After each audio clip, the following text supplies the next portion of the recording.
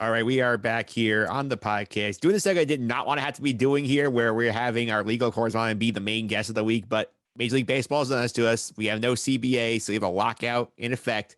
Joining me today, our legal correspondent Phil Fraietta. Phil, how are you? I'm okay, Mike. How are you?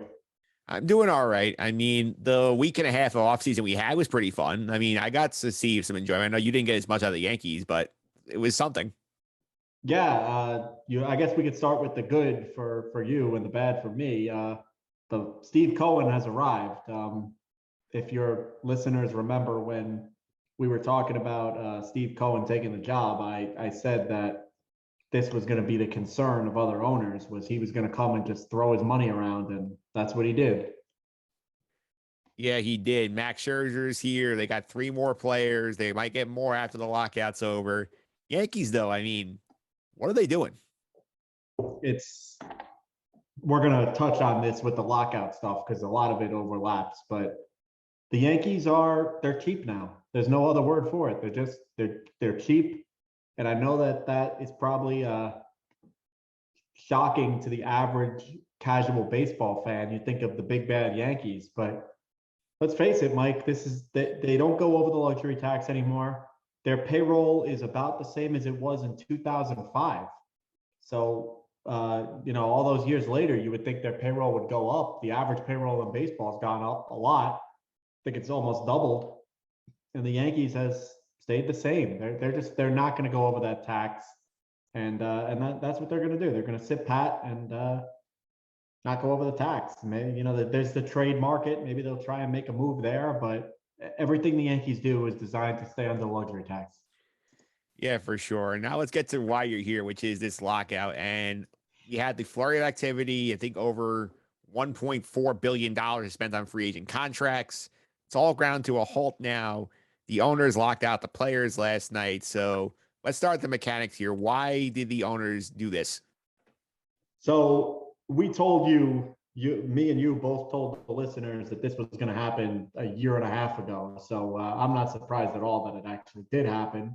But the reason they did it is the old CBA collective bargaining agreement expired on 11:30 at 11:59 p.m. So 2 days ago now, and Actually, one day ago.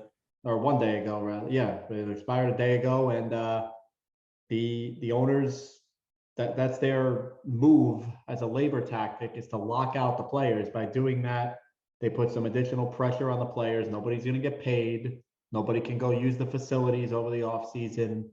It puts pressure on guys to maybe give in and give them a more favorable deal. Of course, that time pressure is not really going to start to hit either side until February, March, when you start getting to the point where, wow, games may be missed. So right now, I wouldn't view much into it other than just kind of posturing. Yeah, for sure. And did you read Rob Manfred's letter to baseball fans today? I did. I was disgusted by it. I think I've made my views on these issues pretty clear. I almost always side with the players over the owners.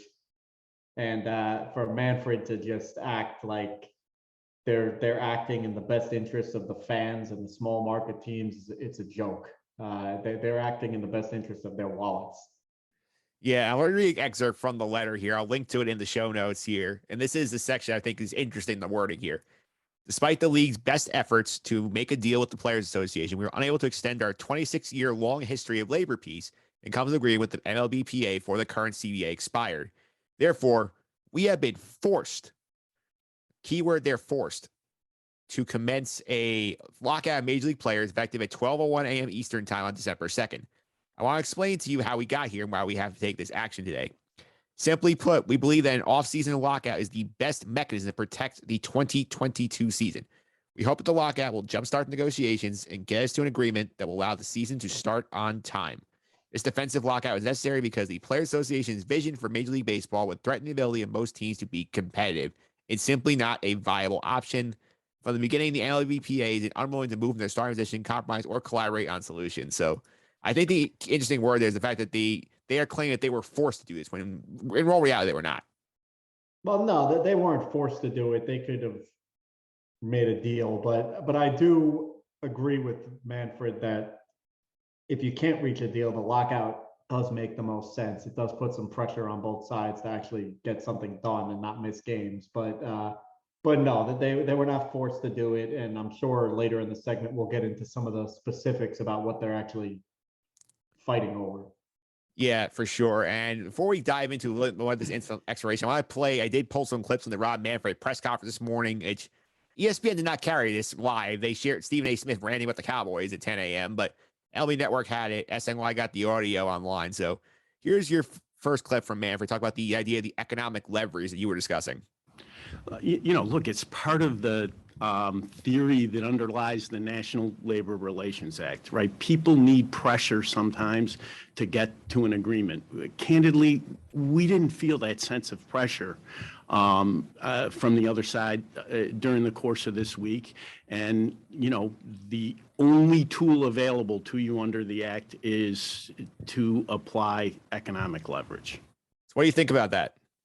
Yeah, he's right. He's right about that. I don't dispute that. Everybody, if you want to make a business deal, you need a deadline. Everybody knows that because nobody really puts their best offer on the table until there's a deadline.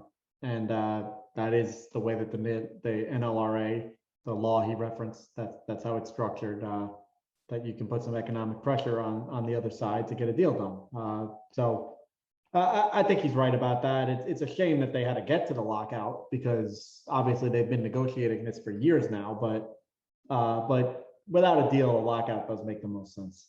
Yeah, because I think what the thing that I was watching MLB Network afterwards today, and I know MLB Network obviously has its point they wants to spin because they're obviously owned by MLB, so they're going to spin that point of view. Is that their argument they were making is, hey, whenever we've had a lockout, we have never lost games. Whereas if we had strikes have caused us games, most only 94 when the World Series was canceled because the players were playing on an old CBA and decided to strike in the middle of the season. So I think the argument they're making here is, hey, we're controlling the timing of the work stoppage instead of just trying to avoid it. Tyler said there's going to be one, we're going to do it now when it's not going to impact our product on the field. That's their sort of viewpoint on it. Yeah, that's all well and good, but there's no reason that a lockout can't result in games being missed either. It resulted in an entire season being missed in the National Hockey League. I think that was about 15 years ago now. So a lockout can end up just the same as a strike. But at this point in time, on December 2nd, a lockout makes sense. Hopefully, by the time we get to February, March, we're not still talking about a lockout. Yeah, before we get to some of the issues out there, one thing that's interesting and people have noticed and social media made fun of a lot is that at 11:59, basically at midnight when the lockout went into effect, that MLB started scrubbing its websites of any references to its players. So all the news stories about the free agent signings were gone. All the player photos were gone. We got generic material up there about like historical moments and current CBA talks. And they were asked Rob Manfred about this today. He basically said it's a legal thing where we can't use their likeness and so on, and try and avoid like legal issues. Can you weigh in on that and explain like, what exactly he was trying to get at here? Yeah, every single time you see a Major League Baseball player's name or likeness on any sort of property that is owned and operated by Major League Baseball, it's governed by the collective bargaining agreement. How those players are compensated under the NIL legislation, name, image, likeness, is all governed by the collective bargaining agreement. So without a bargaining agreement, you can't do it. Otherwise, if the Yankee website starts advertising Aaron Judge, then Aaron Judge can say, I want you to pay me for that. And there's no parameters in place under which he would be paid. So they can't do it. They have to scrub the websites. Yeah, my question is even more, I get like in terms of the marketing perspective, how you can't use them to say try selling tickets or whatnot, but like, what about the news stories themselves? Like they had to remove the stories of like, say, the Mets signing Max Scherzer. I feel like that was like step overboard. Probably not, but it's better safe than sorry, right? Why not? So I think that's more of a just let's be extra cautious type play. You can all of right of publicity laws, as they're called, across the country permit uses such as what you're describing to just give a factual news type story about a public figure. Max Scherzer signed a 3-year deal with the Mets. So they'd probably be okay from legal footing, but why risk it?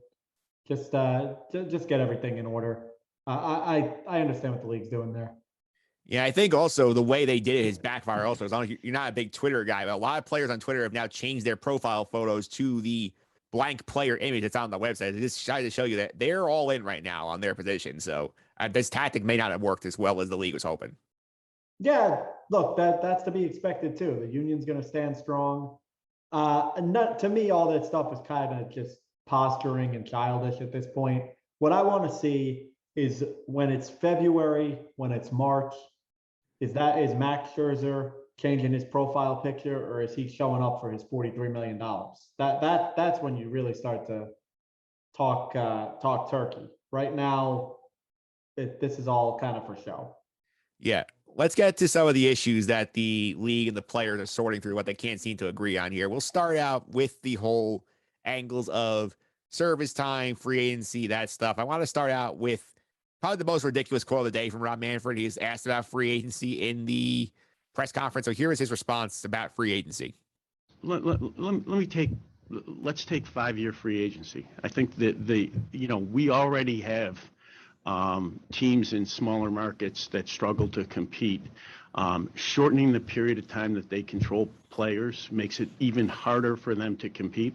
It's also bad for fans in those markets. The most negative reaction we have is when a player leaves via free agency. We don't see that, making it available earlier. We don't see that as a positive. Yeah, that whole thing is ridiculous to me, because that to me just screams to the point of like, small market teams don't want to spend the money, so we're going to give them the opportunity to hold the rights of the players as long as they possibly can. It's ridiculous. Unfortunately, though, a lot of fans fall for it, and that's why Rob Manfred's playing that up. There are a lot of fans who believe that free agency, the lack of a salary cap, is beneficial to the or hurts the competitive balance of the sport. The reality there is exactly what you said. The Pittsburgh Pirates don't want to pay anybody. So now they don't have to pay anybody for 6 years. They can keep them under their control. To me, it's the players have a valid argument on free agency, and you need to take a step back, Mike, and think about this as if you were any other guy in America. If imagine, I work for a law firm. Imagine if that law firm controlled my employment rate for 6 years. I couldn't quit my job and get a new job with any other law firm in America. It's ridiculous. It's a ridiculous system as it is, that they can't go and get. You should be able to sign with whoever you want. I understand why that's not the case. They need some semblance of competitive balance. Otherwise, you're going to have the 1950s Yankees where they have every good player in the league on their team. I get it. But the idea that moving it from 6 years to 5 years, which I don't think is that big of an ask from the players union, is somehow going to cripple small market teams is ridiculous. Yeah, to give a player's perspective on this, I found a great tweet today from Robert Stock, who was a pitcher, who most recently pitched for the Mets. Now he's a free agent. He said on his Twitter, quote, MLB players currently accept less pay than they're worth for their MILB years and the first 7+ of their big league careers. This helps poorer teams compete with richer teams. Those poorer teams are not trying to compete in baseball's worst because of it. This is an owner issue. And I think that's the point you're basically trying to reiterate. Yeah. So there's two issues there. The first is exactly as you just said. These teams that are quote unquote poor, they're not poor by any means, any real means of that word. There is no reason in the world that the Pirates can't sign people, or the Marlins, or so on and so forth. They just keep. So that's the first thing that you're getting. But the second thing, and to me, the more important thing of all of this is, let's look at what has happened to the sport of baseball in the last 15 years from the last CBA and the one after that. These teams are so analytically driven now. They do not pay anybody if you're over 30. How many guys over 30 get a contract anymore? Unless you are the top player in the league, a Max Scherzer type guy, you are not getting paid. So these players take less money than they're worth in their 20s for the privilege of becoming free agents, and then nobody wants them when they're 30. How is that fair? It's not fair to anybody. Yeah, it's not. And I know the players' movement has sort of been like, let's get to free agency after 5 years, or if you're 29 and a half, you haven't hit it yet, you're automatically free agent at the end of that year, unless you're under contract. So I think that is a I think it's a reasonable compromise because their whole point is, hey, we need to get these guys paid earlier, and the owners just don't want to do that because to them, to your point, I think is they see it more of a value play. It's like, hey, we're getting great performance these guys in their primes for less than what we would have to pay them if they were on the open market, and that's just that we don't want to buck right now. It's making us a lot of money. Exactly, because when you sign a free agent, there is a compromise with doing that. You normally have to overpay. You pay the guy a little bit on the back end of his contract that you know he's probably not going to be worth. The Mets just did that with Max Scherzer. There's a good chance that in year 3 of that contract, Max Scherzer is not worth $43 million. The Yankees did that a couple of years ago with Garrett Cole, and it goes on that he may not be worth that end of that contract. And it goes on and on and on, but that's how the system works. So the owners are afraid of that. So what they'd rather do is say, I'm going to control a guy for his good prime years. And then by the time he gets on the free agency market, unless he's an absolute star, no one wants him anyway. So I can keep him on cheap. Yeah, because the 29-year-old like average player is not getting a good contract anymore. He's supposed to take like 1-year deals or very team beneficial 2-3-year deals to say, hey, we'll pay you a 24-year-old who's a lot cheaper instead of paying that guy. Right. And so I actually thought that the union's position on that was very, very reasonable. Yeah. They could have went in there and said, we want free agency after 3 years or something like that. They didn't do that. They're knocking. So right now under the current system, for people who aren't familiar, it's 6 years. They want to knock it down to 5 or 29 and a half, whatever comes earlier. To me, that's pretty reasonable. I looked it up right before we got on the air. The average age of a free agent in Major League Baseball is about 31 or 32. So they're trying to knock that down 1.5 years, 2 years, which will make a difference in players' incomes. Yeah, I also thought it was hilarious in the letter that Rob Manfred basically cited. He said, baseball's players have no salary cap, not subjected to a maximum length or dollar amount on contracts. In fact, only MLB has guaranteed contracts run 10 or more years and excess of $300 million. We not propose anything that would change these fundamentals. While we have heard repeatedly that free agency is quote unquote broken, in the month of November, $1.7 billion committed to free agents, smashing the prior record by nearly 4 times. By the end of the offseason, clubs will commit more money to players than any offseason in MLB history. So that's typical like ownership tactic here. Say, hey, we're spending money. Don't blame us. So yeah, so there's a lot to unpack in that statement. The idea that baseball doesn't have a salary cap and the rest of the sports do, well, good for baseball. Why should the players union agree to a salary cap? And the fans who are listening to this podcast need to understand why I say that. Because I know that most fans are, oh, salary cap, that's a great idea. It keeps everything a level playing field, blah, blah, blah, blah. No. The problem with the salary cap is it artificially depresses everybody's salary. You don't want to have any sort of cap. If anything, you want a floor so that nobody can be too cheap. So that's number one. But the second thing, we spent all this money this offseason. That's great. Steve Cohen's a big reason why you spent all that money, but that's great. Let's explain why that happened. Because these teams knew that you were going to lock everybody out. So they had pressure to sign people. They can't wait till February because who the hell knows what's going to happen in February. And if you want to build your team, you got to sign people now. So yeah, that's what happened there. And the 1.7 million, I think about like 700 million that came from the Mets and the Texas Rangers. Yeah, so you could thank Steve Cohen. Thank you, Steve Cohen. And you know what? Every baseball fan should want 30 more Steve Cohens around the league. Yeah, because that's the point here. And I want to, before we dive more into this competitive balance and sort of tanking mentality that the players rightfully want to stop, here's what Rob Manfred had to say about small markets in his press conference today. Well, look, I mean, I've watched this game, as an insider for more than 3 decades. I think that most people who understand the game realize that in our smaller markets, it's a lot harder to win than it is in our bigger markets. I will say this to Rob. What about Tampa Bay? Tampa Bay has made the World Series twice, and they have done it with smaller market payrolls, but they have spent wisely, and they've actually tried to compete. That's not the same thing as the Pittsburgh Pirates or Baltimore ripping it down to the studs. Yeah, that's right. There are ways to compete as a small market team. He's right. It is harder to compete as a small market team. No doubt about it. But allowing small market teams like the Pirates and the Orioles and the A's to go on without spending any money whatsoever and running these basement payrolls, the Marlins, That's unacceptable. And you cannot have that in your sport, because you know what, Mike, there are small market teams in every sport. And I understand they have the benefit of the salary cap, but they are still trying to compete for the most part.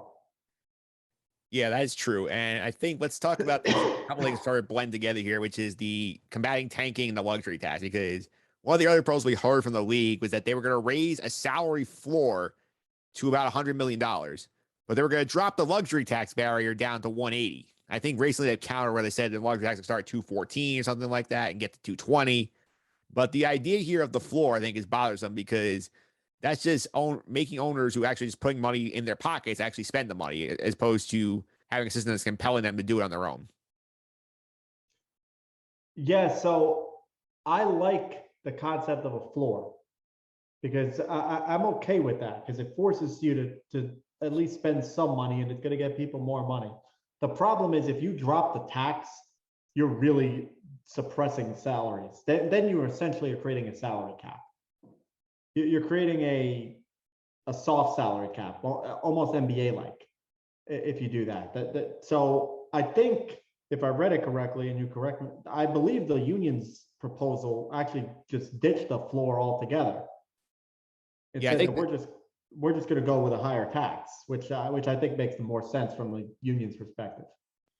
Yeah, I think the proposal that they were talking about also is like something that I think the league threw in there. Is this idea of a draft lottery for the top 3 picks. So to sort of disincentivize that you can't not just guarantee the number 1 pick for losing 110 games every year, is that you actually have to do it. And then maybe something about Yeah. penalties, whether if you're losing 100 games 3 years in a row, you having your pick drop like certain percentages or stuff like that. They need to come up with measures in here to try and like avoid these teams just racing to the bottom, because that's not entertaining baseball for anybody. Yeah, and look, that stuff is helpful, and I'm happy that they're willing to give it. But let's be honest, tanking in baseball is a very different type of tanking than it is in, say, the NBA or the NHL or the NFL. Sorry. If you get the number 1 pick in the baseball draft, what can you remember, Mike, the last time that somebody was really fighting for the number 1 pick in baseball because there was some star coming out? Bryce Harper is the last guy I can remember who, oh, wow, you got to get Bryce Harper. It's different. This isn't it's not guys you draft in Major League Baseball. You're not going to see them for 3 years. And the difference between picks 1, 2, 3, 4, and 5 is not as big as it is, say, in the NFL, where Trevor Lawrence is out there. We got to have the first pick so we can get him. It'll help a little bit, but I don't think it's as big of a deal as it is in other sports. The difference is it's not even the players, the fact that the way the draft is set up, that you get all this extra bonus money to spend on picks, which is like, the whole idea of the slot where, oh, like I'll go a little cheaper here. I can spend more on guys who are slipping here. So like their idea is like, we're going to spend our money and get more talent that way. That's sort of the incentive behind getting that top pick in baseball. Right. And part of the reason for that is that just the impact of the player. In the NFL, you have a star quarterback. He has an enormous impact on the team. Major League Baseball, all right, maybe the first overall pick is a superstar pitcher.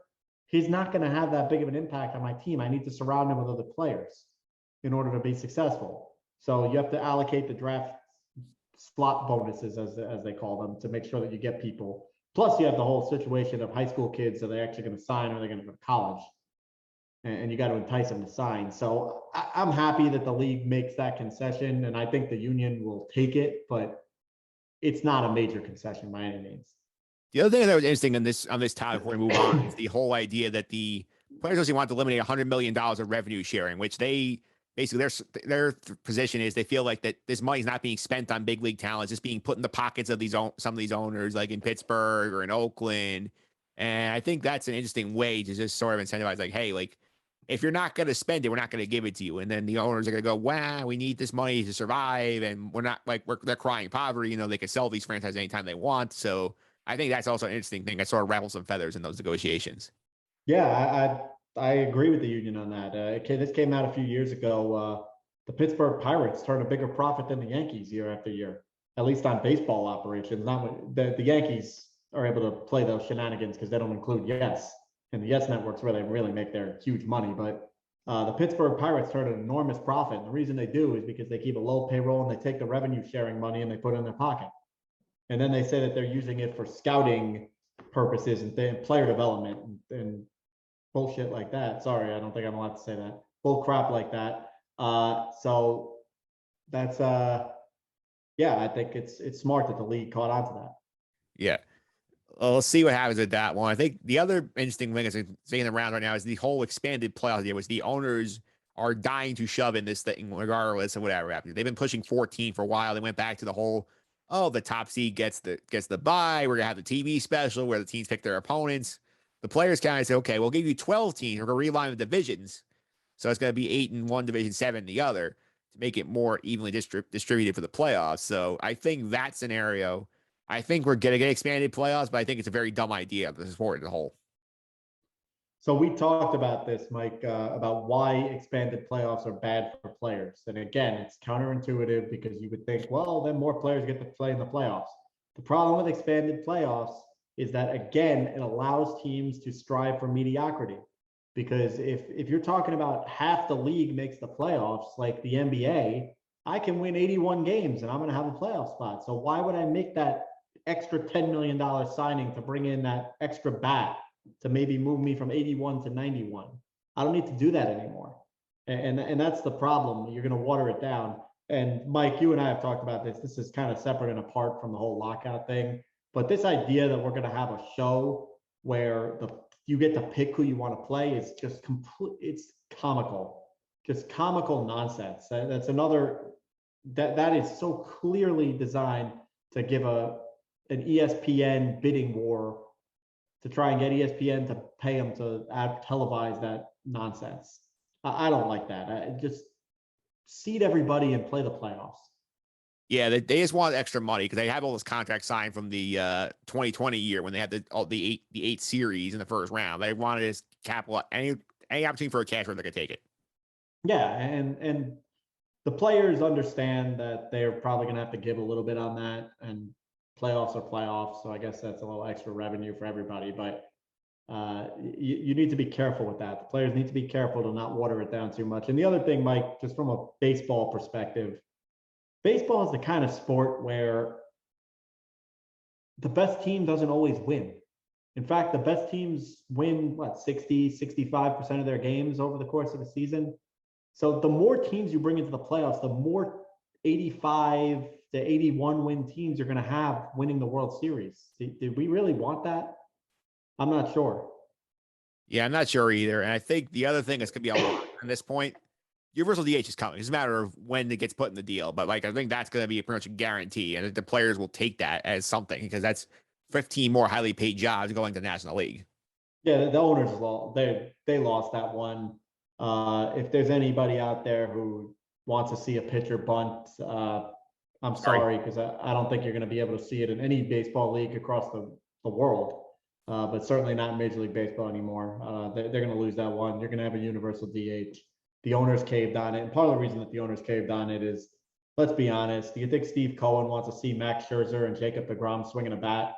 I know deGrom's a decent hitter, but I think he'd rather those guys sit in the dugout and put the jacket on when they're not pitching. Yeah, I would agree with that. That's going in there. One other thing that's popped up a little bit that hasn't gotten much attention is the idea of the international draft, because right now, international free agency basically is, okay, here's a bonus pool. You can go sign whoever you want for whatever you want up to certain points. Then it's sort of an idea of the small market is being disadvantaged here because they don't have the resources to throw out these guys. So we're going to go ahead and have a draft, which again sort of caps the earning potential of some of these guys, which I think is another thing the Players Association is very against, because that's another way that they're trying to limit the potential earning power of these players. Yep, exactly. It's no different than the free agency angle. It's all trying to limit the earning potential of the players. So all of these things, it's a little backwards. It's hard to get your head around because, everybody grew up with this idea that salary caps are fair. We want competitive balance, but you have to understand it from the player's perspective. All that means is owners can spend less money. And that means the less money goes to the players. Yeah. And the other thing that hasn't really been talked about yet, and then Rob Manfred said today they haven't really gotten there yet, was the idea of on-field rule changes. And I hope this is something that the league and the players don't forget, that even while they're fighting over the money and when we're going to be free agents and who's going to spend what and whether we're going to penalize the tankers, the product of the field needs to improve. And I hope they start looking at things like while they're doing is not just throw it away to get the money deal settled quicker. Yeah, so I agree with that. And there's a few no-brainer on the field rule changes to me. The first is the extra inning nonsense. Could we get rid of that? Can we go back to traditional extra innings, please? At least give me until the 12th inning before you start the guy on second base. That rule, I don't like it at all. I don't know what your thought is, Mike. I can't stand it. I think for that one, 12th inning is fine because at that point, that's the point you want to avoid having the bullpen be destroyed. So I think that if you're not going to result after like a couple extra innings, fine. You throw the extra runner on there and try and get the game to end so people aren't there for 7 hours. Yeah, so to me, that's an important one. The other one that I think is very important, and I've come around on this, they got to ban the shift or at least limit the shift. The shift has really hurt the game. It's created a scenario where we have superstar players or guys who should be superstar players who are really hampered in their ability to hit. And it led to this movement of try and lift the ball out of the ballpark with the extra strikeouts. And it's just had a domino effect. And I really think we can limit the shift here. I know that I'm probably in the minority about this, but I don't want to see a big slugger go up there and bunt the ball down the third base line. That's not what I'm looking for. What I want to see is the guy have an opportunity to put the ball in play, hit it hard, and get a base hit. Yeah. I think for me, the one I want to see them go to, and I know is on the books for 2020 before COVID wrecked everything, was we have to shrink these pitching staffs down again. It's gotten too unwieldy. We're seeing some teams carrying 14 pitchers. Most of them carry 13 pitchers. And that's sort of part of the problem, I think, is you get all this velocity because nobody's actually taught how to pitch anymore. Everybody's, throw as hard as you can for as long as you can, then you're out, and we'll bring the next guy and do the same thing. So you can limit the velocity parade and limit the march relievers of the bullpen, which I think really ruined the playoffs for me because every game was like 4.5 hours of parading relievers in who can't throw strikes. I think that is something that really needs to be thrown in there. Like, but start at 13, get it down to 12 eventually. I think you have to get that in there. I agree. Although I think that, like you said, it's got to be a slow process there because you're going to have a lot of injuries because these guys just aren't used to throwing multiple innings. They're used to going in there and emptying the tank for an inning, and that's it. If you have less pitchers, you're going to have guys throw multiple innings at times. But yeah, I agree with that. The other one that I'd like to see a rule change concerning I'm losing my train of thought for a second.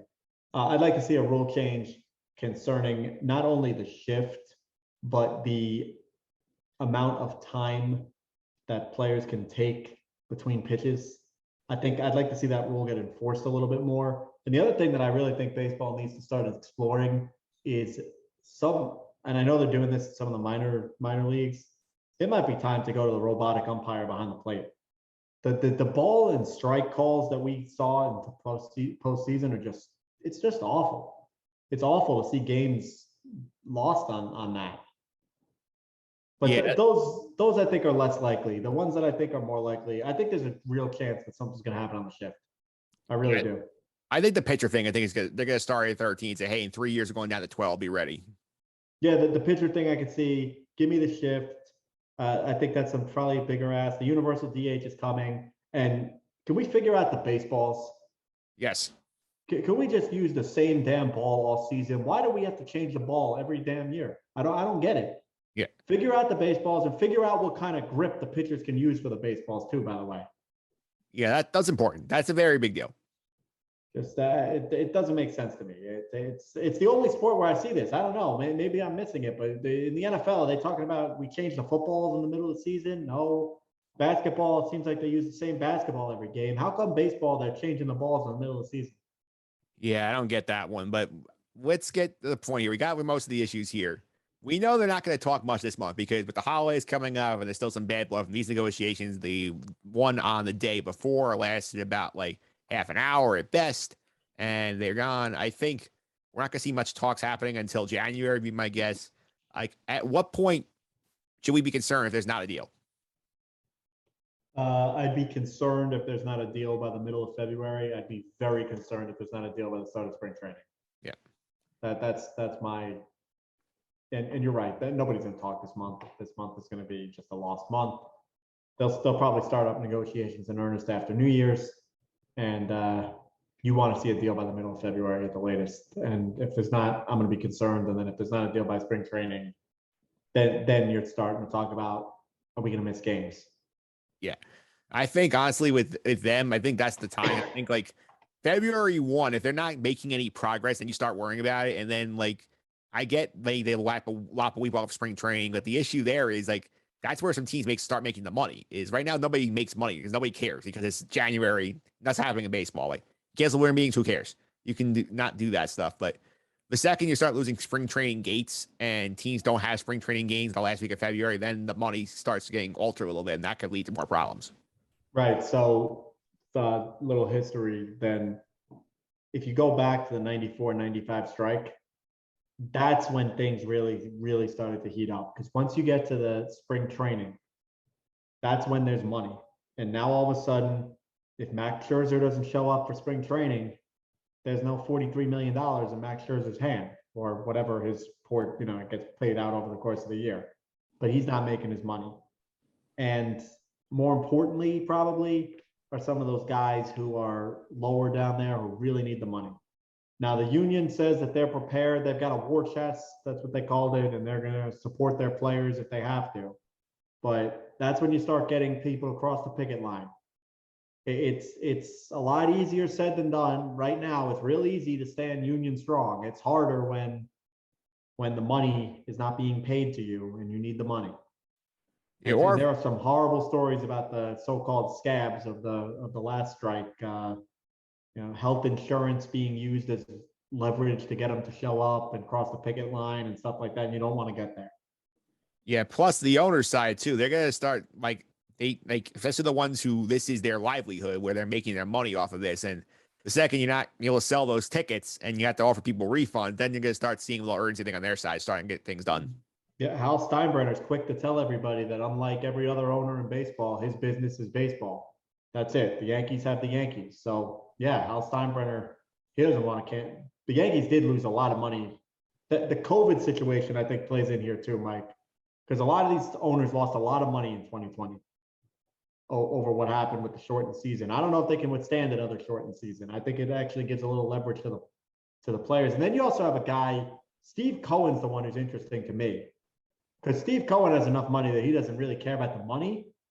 But Steve Cohen just spent all this boatload of money he probably wants to see his team play. I think he'd like to see, I think he paid these players so that they can actually play for his team. Yeah.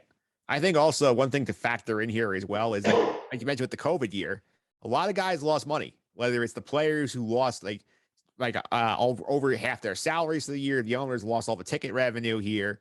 Not only are they, I don't think they're in a position where they can afford to losing money again by delaying the start of 2022. You have a perception problem, man, if you roll March 31st and not having baseball played because we're still squabbling over the money. Yeah, so my guess is that they're going to get it done in enough time for spring training. But I thought that they were going to get it done with the COVID year too, and I was wrong. It took them way longer than it should have to get it done, and we've talked about that on this podcast. They blew a golden opportunity to be the only thing on TV. So I'm not sure. I think they'll get it done, but these two sides, nothing would surprise me. Yeah, the thing you worry about here is that they don't seem to realize that that this is not 1994 where they had a lot more market share. Like now you have stuff like the NBA is a lot more popular. The NHL is on. You're going to have college basketball going down the tournament. You have all the Twitch streams. You have all the alternative forms of entertainment, and people are not going to be so quick to run back to baseball. I think the last part of your statement there is the most telling part, Mike, and I think the COVID year should show them that. There are a lot of people who said, you know what? I actually don't miss sports that much. I don't need to watch baseball. I learned that there's a lot of good documentaries on Netflix, and I'm going to start watching those. Or I learned that Disney Plus has some great content, and I'm going to watch that, and so on and so forth. Baseball better be careful. They really better be careful, because I think that the COVID year took some fans who were putting on the game because out of habit, they started to find some new stuff. And if there's another work stoppage, they may never get those guys back. Yeah, especially if the product is not great like it was the end of 2021. No, I mean, I was watching the Yankees, so I saw bad baseball all year long. But yeah, from what the product is, the sport has a little bit of trouble too. So I think they're going to get this done. I really hope they do. I'd be disappointed if we miss games, but there's a lot of room to negotiate between both sides. They're not close. They're not close to a deal. I think that's important to emphasize. Yeah, I think with this one, I think for me, the key date is if we get the Super Bowl, which is February 13th this year, and they don't have a deal done yet, that's a big problem because again, you still have the rest of the offseason with all these free agents you got to sign, you got to open camps, you got to have stuff like in motion here. And if you start impacting like when these guys can show up and be ready to work out and stuff like that, that's when you're starting to have issues. And that is when the average guy is going to start to care. Because let's be honest, the average guy doesn't care about baseball until the Super Bowl's over. But if the Super Bowl's over and there's no start, pitchers and catchers aren't reporting, then people are going to start to care. So they should take advantage of this opportunity in January, in the beginning of February, when nobody cares about baseball, to sit down, get it done, work out a deal, and let's go. Let's have a good 2022 season. And that's what I think is going to happen. But we'll see, because they're far apart, and the owners have really not been willing to compromise over the past few years. And I hope that the fan base, I feel like the tides are turning a little bit on the owners.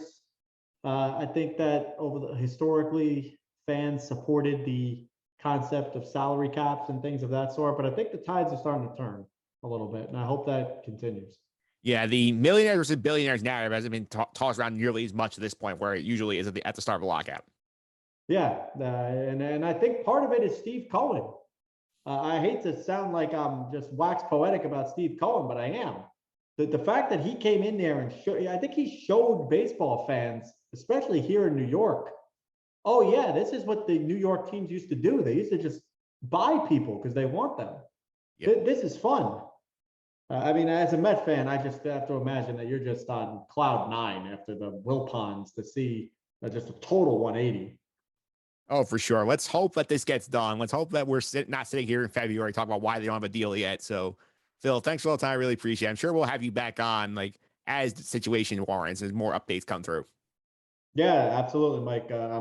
This is priority number 1 for me in the world of sports. I'm fascinated by this stuff. I know a lot of people aren't, but baseball is my number 1 sport, and I like this labor negotiation stuff. So I'm happy to jump on anytime.